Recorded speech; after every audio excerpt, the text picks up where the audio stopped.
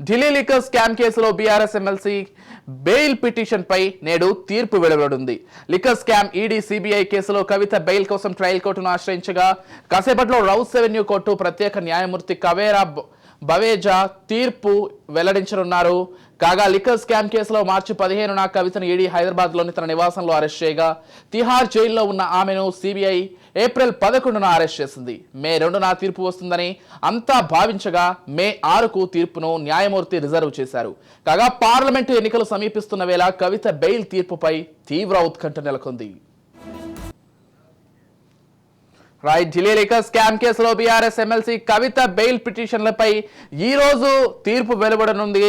అయితే liquor scam ED CBI కేసులో కవిత bail కోసం ట్రయల్ కోర్టును ఆశ్రయించగా కాసేపట్లోనే రౌస్ రెవెన్యూ కోర్టు ప్రత్యేక న్యాయమూర్తి కావేరి బవేజా తీర్పు వెల్లడించనున్నారు.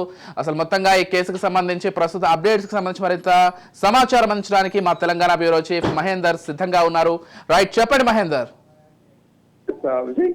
ఢిల్లీ మద్యం విధాన కుంభకోణం కేసులో బీఆర్ఎస్ ఎమ్మెల్సీ కల్వకుంట్ల కవిత దాఖలు చేసుకున్నటువంటి బెయిల్ పిటిషన్లపై నేడు తీర్పు రానుంది. ఇప్పటికే ఈడీ అలాగే సిబిఐ నమోదు చేసిన 2 కేసుల్లోనూ బెయిల్ సంబంధించినటువంటి విషయాలు ఢిల్లీ ప్రత్యేక కోర్టు న్యాయమూర్తి కావేరి బవేజా తీర్పులు ఉన్నారు.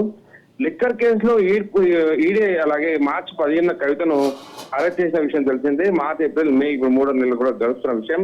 అయితే ఈ కేసులో జ్యుడిషియల్ కస్టడీలో ఉండగానే ఏప్రిల్ 11న సిబిఐ కూడా పీటీ వారెంట్ తో ఆమెను అరెస్ట్ చేసింది. ఈ కేసులకు సంబంధించి కవిత వేరుగా బెయిల్ పిటిషన్లు అయితే దాఖలు చేస్తున్నారు.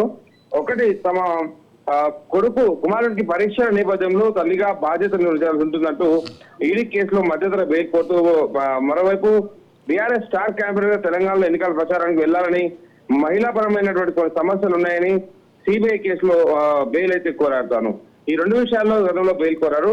అయితే కేవలం ఇతరుల స్టేట్మెంట్ల ఆధారంగానే కవితను అరెస్ట్ చేశారని, మహిళ కాబట్టి బెయిల్ అర్హురాలు కాబట్టి తమ తరపు న్యాయవాదులు అయితే వాదనలు వినిపించారు బెయిల్ ఇవ్వాలన్నట్టుగా. మరోవైపు ఈ 2 బెయిల్ పిటిషన్లపై దర్యాప్తు సంస్థలు అయితే పూర్తిగా వ్యతిరేకించాయి. కవితకు బెయిల్ ఇస్తే ఆధారాలను ధ్వంసం చేసే అవకాశం ఉంది, దర్యాప్తు ప్రభావం కూడా పడుతుంది అనేటట్టుగా కోర్టుకైతే న్యాయవాదులు చెప్పారు. సో ఈ పిటిషన్లపై వాదనలు ఇప్పటికే పూర్తయినా ప్రత్యేక కోర్టు న్యాయమూర్తి వారు తీర్పును రిజర్వ్ లో ఉంచారు. నేడు ఉదయం 10 గంటలకు తీర్పులు వెల్లించారని కూడా చెప్పారు. అయితే మొత్తంగా బెయిల్ వస్తుందా రాదా అనే దానిపైన ఒక ఉత్కంఠ అయితే ఉంది. మరికొద్ది గంటల్లో అది తేటతెల్లమయ్యే విషయం. ఇక ఒకవేళ బెయిల్ కోర్టులో కూడా బెయిల్ నిరాకరిస్తే వెంటనే హైకోర్టుకు వెళ్లాలని కవిత న్యాయవాదులు కూడా యోచిస్తున్నట్లు సమాచారం అయితే తెలుస్తుంది విజయ్. మరోవైపు కవిత జ్యుడిషియల్ కస్టడీ రేపటితో ముగియనుంది. అలాగే సోమవారం బెయిల్ రాకుంటే మాత్రం రేపు ఆమె న్యాయమూర్తి హాజరుపరచాల్సి ఉంటుంది. ఈసారి తనను వీడియో కాన్ఫరెన్స్ ద్వారా కాకుండా నేరుగా కోర్టులో హాజరయ్యేలా చూడాలని కూడా కవిత ఇప్పటికే కోర్టును కోరిన విషయం ఉంది.